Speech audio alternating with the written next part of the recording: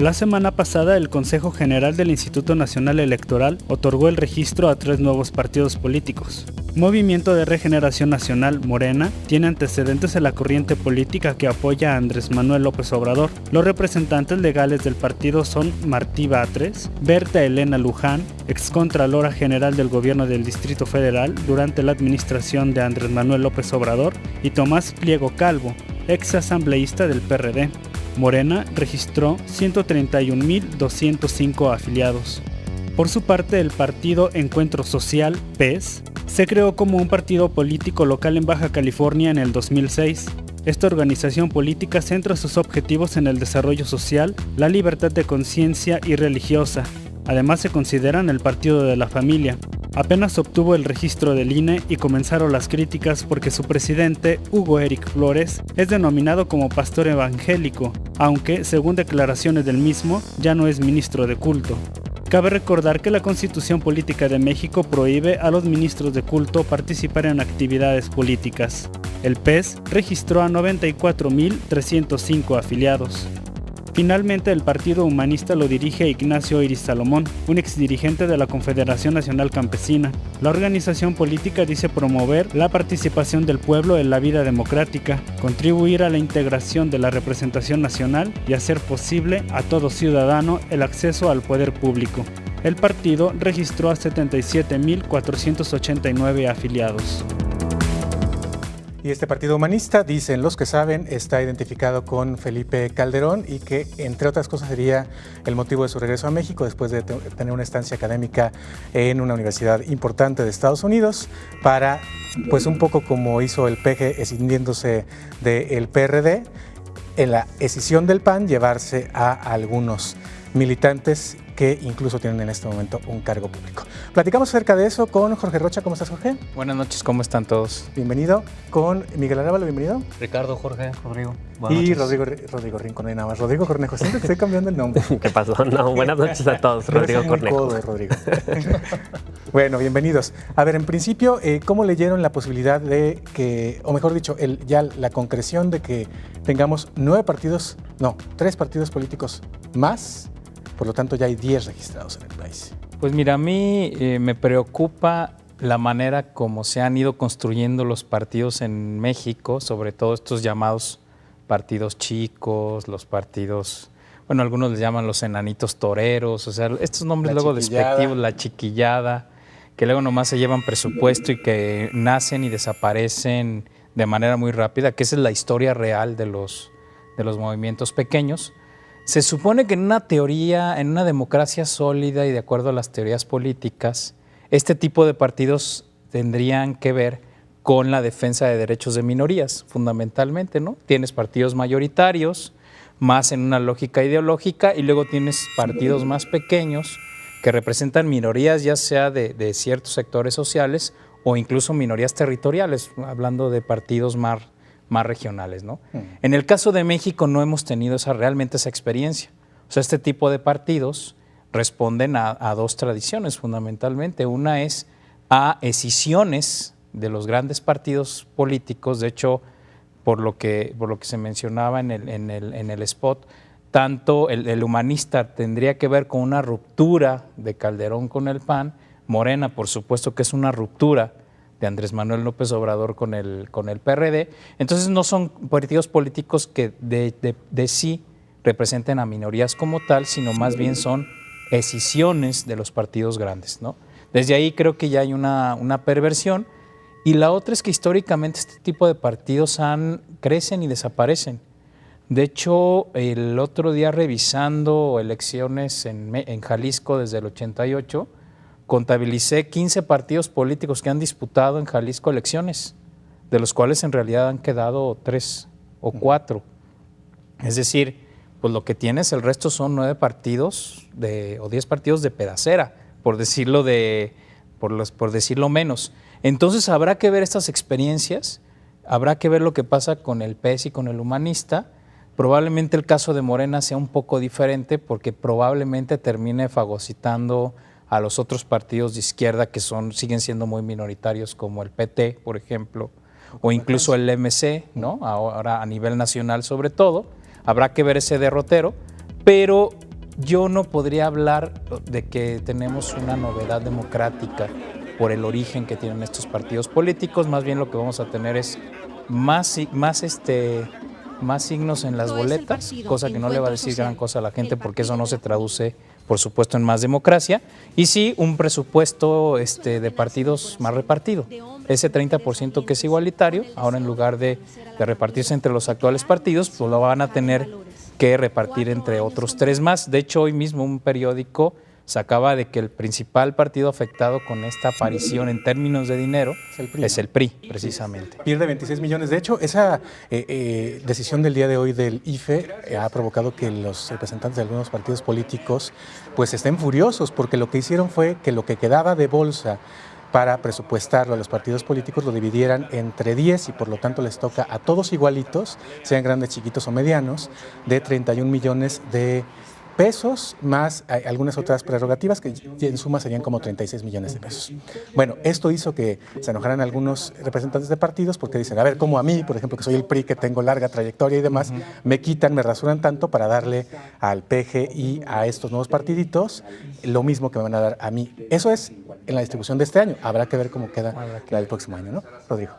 Claro, pues a mí me parece un poco en el tenor de que estos partidos no son más que decisiones. También podríamos abonarle a este análisis un poco que la construcción de estos partidos no es fundamentalmente una aportación teórica o ideológica que venga a refrescar el ideario político del cual el mexicano tiene sus opciones para elegir.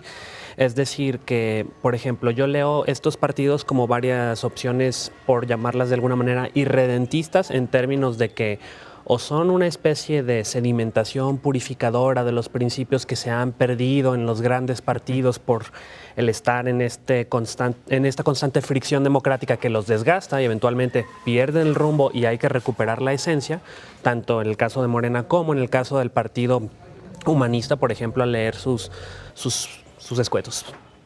Posiciones programáticas, ¿no? Y en segundo lugar, me parece que, por ejemplo, sí podemos utilizar algunas herramientas de análisis político más tradicionales para leer esto, ¿no? El partido grande, un partido popular, en el sentido teórico de la palabra, un Volkspartei, por ejemplo, en el análisis teórico alemán, es un partido en el donde teóricamente caben varios y amplios sectores de la sociedad, en donde, como en el caso del PRI, cabe la Confederación Nacional de Organizaciones Populares, caben taxistas, campesinos, profesionistas, algunos colegios de profesionistas, etcétera, ¿no? Estos partidos no son muchas veces los defensores más vigorosos de los derechos de las minorías. Es por eso que en algunos otros escenarios políticos, tanto en otras partes del mundo como en otras partes del continente, han surgido partidos ecologistas, partidos para defender las minorías de las personas que tienen preferencias sexuales diferentes o partidos incluso que son para defender algunas cuestiones irredentistas territoriales, ¿no? Ya dependiendo de qué tanto en el extremo político estén, estos partidos pueden o no tener un éxito, como en el caso del Partido Verde Alemán o el triste caso del Partido Verde Ecologista Mexicano, que de ecologista tiene poco, ¿no? Lo único que podemos tal vez leer en estas opciones es que cómo se van a perfilar en rumbo a las elecciones más próximas es que por número de afiliados Morena está en primer lugar y los demás vienen detrás. Esto no quiere decir que se le tenga garantizado un éxito en las elecciones, sin embargo sí parte de una posición más fuerte, tanto por un liderazgo carismático como por cierta estructura comunicacional, programática e ideológica que viene arrastrando.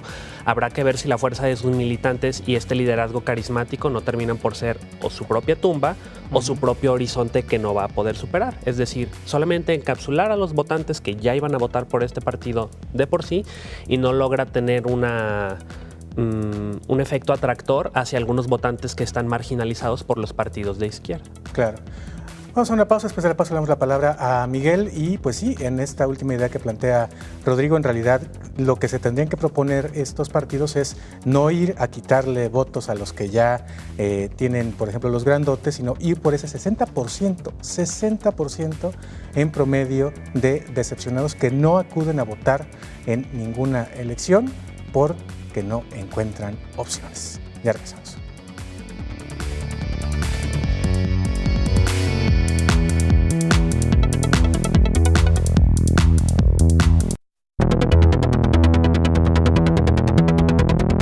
Aquí en Ángulo estamos platicando acerca de la creación de 3 partidos políticos nuevos que se nos venden como la verdadera alternativa, la que sí nos va a presentar, fíjense, en algunos casos por la izquierda, muy radicalizada, lo que ya han perdido los partidos políticos que se han vendido a la mafia en el poder, a la que le sirven, y por otra parte los de derecha, que aunque dicen que no forman parte de un cuerpo evangélico religioso, pues su trayectoria sí habla de la defensa de los valores que están muy vinculados a cuestiones religiosas.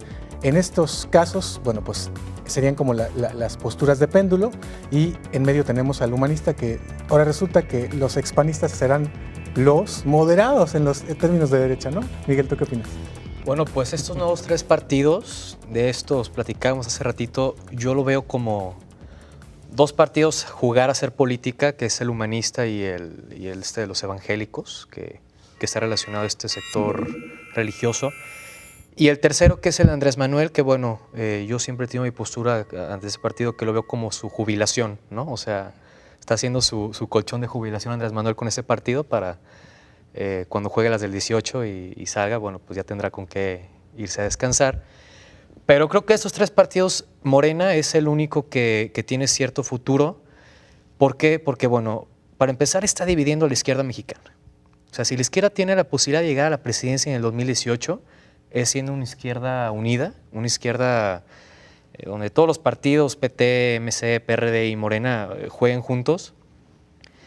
Y pues Morena, al discurso que Andrés Manuel juega hoy, bueno, pues vemos que va a ser una candidatura independiente con las izquierdas. Entonces, ¿qué va a ocasionar Morena? Pues la división de las izquierdas en México, ¿no? Un fracaso rotundo, yo lo veo así, una victoria para el PRI en su caso. Lo que el PRI quiere, bueno, es que su principal contendiente esté dividido, y lo está logrando Andrés Manuel separando a las izquierdas mexicanas. Pero, bueno, lo comentaban también en las elecciones locales. Aquí en Jalisco yo no le veo mucho futuro a ninguno de los 3 partidos, sinceramente. A Morena, bueno, pues yo creo que la izquierda que le puede dar batalla es MC, y Morena no creo que tenga el peso suficiente como para ganar alcaldías en Jalisco. Pero sí veo una Morena obteniendo una buena cantidad de curules en el Senado y en la Cámara de Diputados en las próximas elecciones. Cosa que, bueno, si casi la mitad tenía la izquierda ahora, bueno, va a ser la mitad Morena y la mitad de los demás partidos de izquierda. En mi punto de vista, creo que partidos como que el Partido del Trabajo, que son partidos minoritarios y que nunca han hecho algo por ellos solos, deberían de desaparecer por lo sano de todos los partidos y de los ciudadanos, que son partidos que únicamente están chupando el presupuesto y que de ellos pues no ha salido nada positivo en México, ¿no? O sea, partidos que siempre han estado en alianzas, creo que deberían de sumarse y de elegir pues para dónde batear en estas próximas elecciones. ¿Y qué cambia con la reforma electoral en términos de partidos chiquitos? ¿Va a ser más difícil o más fácil que conserven su registro? Va a ser un poco más difícil, pero no es tan difícil, ¿no? O sea, es decir, estamos en un umbral que sube muy poco en términos de porcentaje. Es probable, bueno, yo creo que Morena sí se va a mantener, sobre todo por la fuerza del López Obradorismo del centro-sur del país. De hecho, hay estados donde yo auguro que prácticamente la estructura PRD se va a transformar en Morena. El caso de Tabasco, por ejemplo, para mí ahora es muy ejemplar. El que era el presidente estatal del PRD Tabasco, Javier May, ahora es el presidente estatal de Morena. O sea, entonces digo, nomás por señalar un caso donde dices tú, bueno, ahí la estructura tal cual pasa de un lado a otro. Vamos a ver, yo creo que la desbancada del PAN Jalisco a MC, vamos a verlo igual a nivel federal con los del PRD, que se van a ir con Morena. Creo que estamos viviendo la misma situación. Y en el DF también yo creo que va a haber una buena desbandada. Incluso habrá que ver en la actual legislatura quiénes de los, porque sabemos que hay senadores y diputados que son sumamente cercanos a López Obrador, que terminen sumándose ya desde ahora, empiecen a declararse como morenistas. Eso yo creo que lo tendremos que ver en los próximos días. ¿Cómo a quién verías? ¿A Dolores Padierna, por ejemplo? Ella también, bueno, Monreal, por supuesto, creo que sería uno de los que se Ricardo podría... sería el primero en hacer esto. Exactamente, o sea, yo creo que hay gente que ya de antemano podría empezar a decir nosotros nos vamos a mover como ya un bloque Morena, ¿no? Porque estaban también, ¿no? Sí, que están desperdigados, digamos, entre PRD, PT y MC. Esos yo creo que van a ser, por la vez de los hechos, ya una bancada sola, ¿no?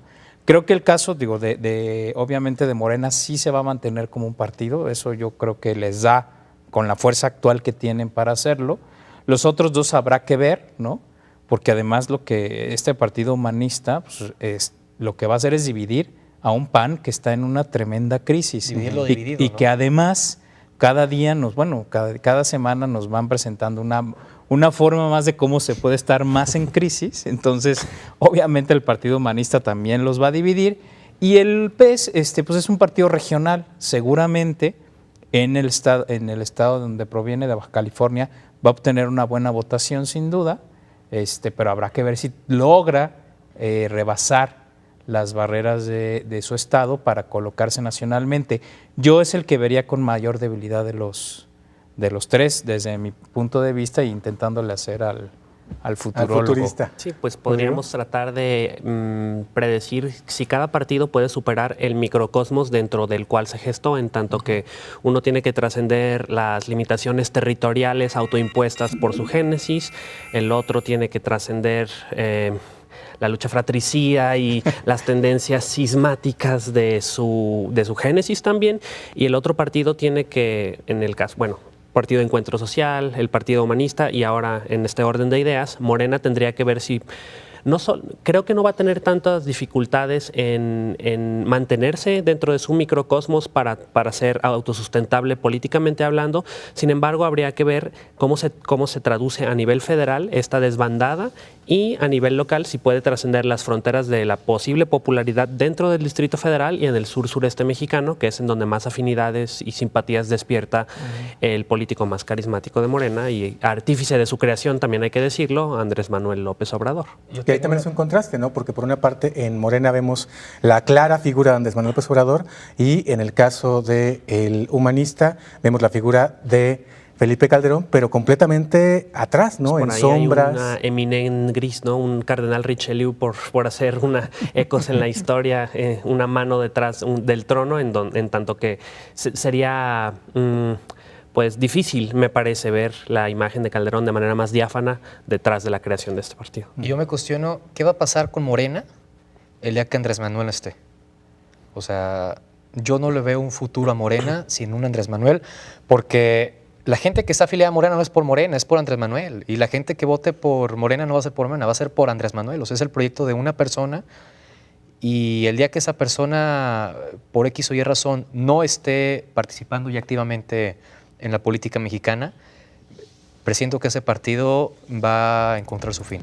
Sí, de hecho, fíjate, a propósito de esto que decías, si recuerdan ustedes cuando estaba el debate de reforma energética y que le da el infarto a López Obrador y que meten al hijo para medio intentar figurar, pues obviamente eso fue un fracaso absoluto, ¿no? No hay, Entonces, no hay una figura que respalde a Andrés Manuel. Exactamente. Que le dé... que sea su sucesor. Pero no la hay porque él mismo no ha querido forjarla, no ha querido como soltar esa parte, y habremos de ver si en esta nueva fase sí crea nuevos liderazgos en Morena. Pero por otra parte, pues ¿qué te asustas, Miguel? Está forjado en terracería. Al mínimo le quedan 2 candidaturas presidenciales más. Por lo Vamos a la menos. pausa y regresamos.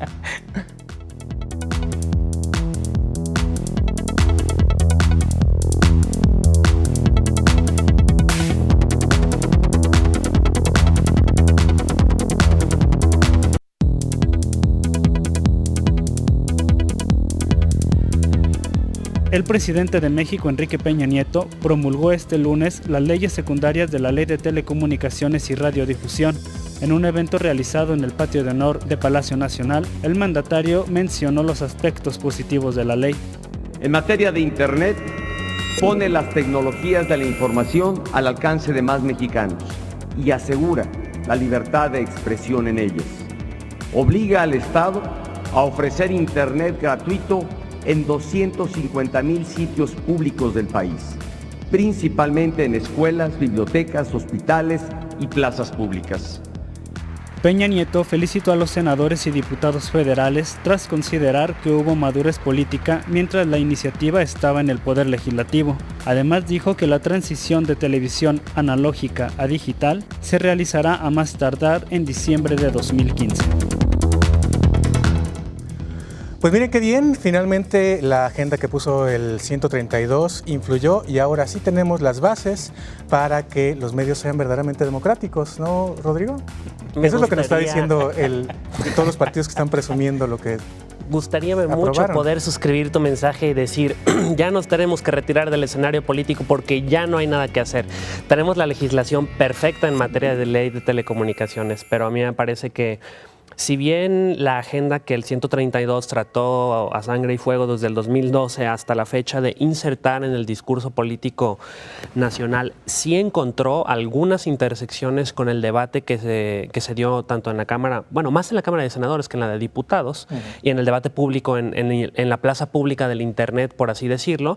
Algunas de las disposiciones más peligrosas que se presentaron desde el primer dictamen sí quedaron en la ley, por decirlo de manera muy sucinta. Sí existe geolocalización en tiempo real, se van a guardar los datos de los usuarios, esto quiere decir el famoso metadata, que son la longitud, el destinatario y el receptor de las comunicaciones, entre otra información de los usuarios, por más de un año, 24 meses, y aún se le otorgan poderes bastante amplios a las autoridades para poder adquirir o acceder a estos datos, ¿no? Los medios comunitarios fueron marginados con un porcentaje del presupuesto de comunicación social de los gobiernos. Bueno, porcentaje es un decir. Creo que te estás viendo muy generoso. Porque Exacto. el 1% no llega ni a porcentaje. Exacto. ¿No? Es Bueno, como limosnita, vamos a tener si acaso, que ¿no? hacer cálculos que involucrarán bastantes decimales en algunas ocasiones por mandarlo ad absurdum, en tanto que efectivamente se les hace dependientes de una parte del presupuesto del gobierno, ¿no? Y no solamente, sino de la parte del presupuesto que está involucrada con comunicación social. Y ya más allá de las disposiciones perniciosas que de manera triste pero cierta ya sabíamos que iban a quedar ahí, la manera en la que se desarrolló el debate en el Senado para mí es de manera preocupante. Compañeros de una célula que trabajó primero dentro del 132 y después como un colectivo independiente, tratan de leer una carta. El senador Lozano dice de manera pues bastante preocupante, háganse cargo de ellos. Acto seguido sacan a manifestantes que estaban... Eso me recordó a una marca de galletas. ¡Guardias! Exactamente, ¿no? Guardias, sáquenlos. Llegan los guardias y literalmente sacan cargando a más de un manifestante con lujo de violencia, ¿no? Entonces me parece que no hubo discusión democrática. El dictamen vino redactado desde presidencia y si bien podrá parecer un poco osificado mi discurso, todo lo que creíamos que iba a pasar sucedió, ¿no? Había una beta autoritaria y la pregunta retórica que me gustaría lanzar para cerrar mi participación es, todas las disposiciones peligrosas como el hecho de bloquear la señal, que lo que dice Alejandra Lagunes de presidencia no es cierto, si está lo del bloqueo en el dictamen aprobado, ¿a quién se le ocurrió y por qué? ¿Es una tendencia autoritaria? ¿Se le pasó a alguien? ¿Era un distractor? Digo, ya no hablemos, y no me voy a extender más, del jaloneo duopólico que hubo, que tendrá consecuencias económicas, ¿no? Y pues para decir una última cosa, es lamentable que se nos venda como un gran beneficio derechos de los consumidores básicos e irrenunciables. Ah, si te cobran mal ya puedes reclamar. Si no te dan servicio ya no te tienen que cobrar. Si esos son beneficios de una reforma de gran calado, no me quiero preguntar cuáles serán los beneficios menores, ¿no? Fíjate que con esta reforma me acordé de lo energética cuando decían, es que usted si se aprueba la reforma energética va a tener la luz más barata, la gasolina más barata, cosa que por supuesto que no va a suceder. Y era el mismo argumento que estaban utilizando. Usted va a tener más derechos, van a hacer servicios más baratos, va a haber más competencia. Sí se toca, o se intentó tocar el tema de la competencia, pero no se logra resolver. ¿Por qué?